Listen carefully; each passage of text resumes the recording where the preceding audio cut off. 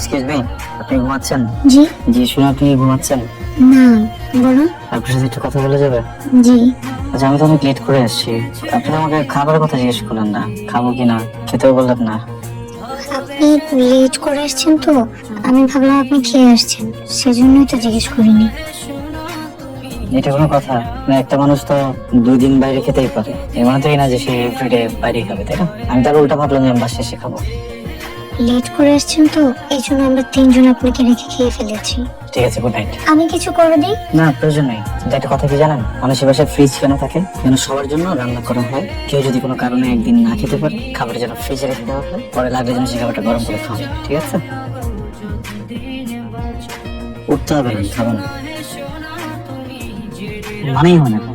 খাবার রাখলে কি হইতো? গড নোজ আমার ভাই আদৌ খেয়ে থাকতো না কি করতো। আপনার ভাই বাসায় যেটা রান্না করা থাকতো সেই খাবারটাই খেত। আর আপনার ভাই এত রাত করে বাসায়, আর বাসায় আসার আগে সে আমাকে সবসময় বলে দিত সে কি খেতে চায়। সরি, বসেন না প্লিজ। Thank you. অনেকদিন তো বিদেশে থেকেছো, এবার তো সংসার হয়েছে, দেশে একটা কিছু করার প্ল্যান করো।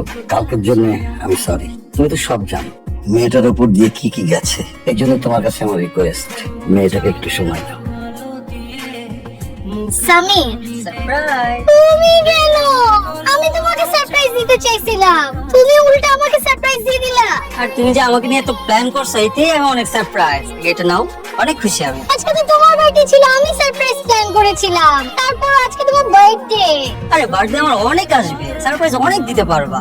একটা সমস্যা হয়ে গেছে, সেটা হচ্ছে যে তুমি আর আমি একটা রিলেশনশিপে গেছি, তাই না? কিন্তু এটা তো কেউ জানে না, অ্যাটলিস্ট তোমার আর আমার ফ্রেন্ডরা তো জানতে পারে। আমি নজর জিনিসটা অনেক বিশ্বাস করি, তুমি জানো। আমি চাই না তোমার আমার সম্পর্কে কারো নজর লাগুক। তুমি দেখো আমার বাবা আর মার কত সুন্দর একটা সম্পর্ক ছিল, কার না কার নজর লেগে এত সুন্দর সম্পর্কটা আজকে আলাদা হয়ে গেল। তোর বাপ মায়ের ছাড়া কি নজর লাগার জন্য হয়েছিল, নাকি তোর বাপ তোর মাকে চিট করছিল বলতো?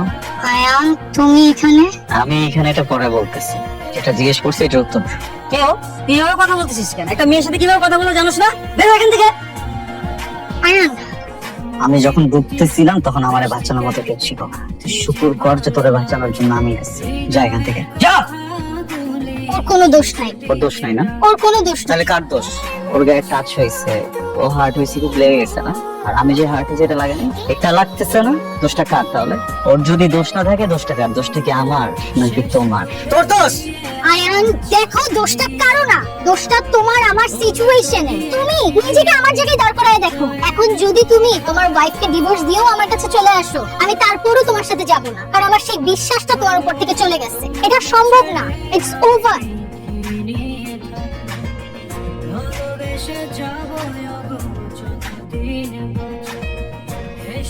আপনি যদি কিছু মনে না করেন, একটা কথা বলবো। আপনাকে দেখে মনে হচ্ছে আপনি ঠিক আছে। আপনি স্বামীর সাথে দেখা করতে গেলেন। প্রবীণ নাম মুখে নেবেন না, আপনার কোনো রাইটই নেই প্রবীণ নাম মুখে নেয়। তা আপনার মতো একটা মানুষের লাইফ ঠিক করতে যে আমার বাপ আমার ফাঁসাইছে, আমি এই জন্য আপনার বিয়ে করছি। প্রবীণ সবকিছু পাশে আরেকটা জায়গায় চলে গেছে, পুরো ফাঁকটা লাইফ আমার। Just because of you. এই মুখে জীবন প্রবীণ নাম নেবেন না, বুঝতে পারছেন?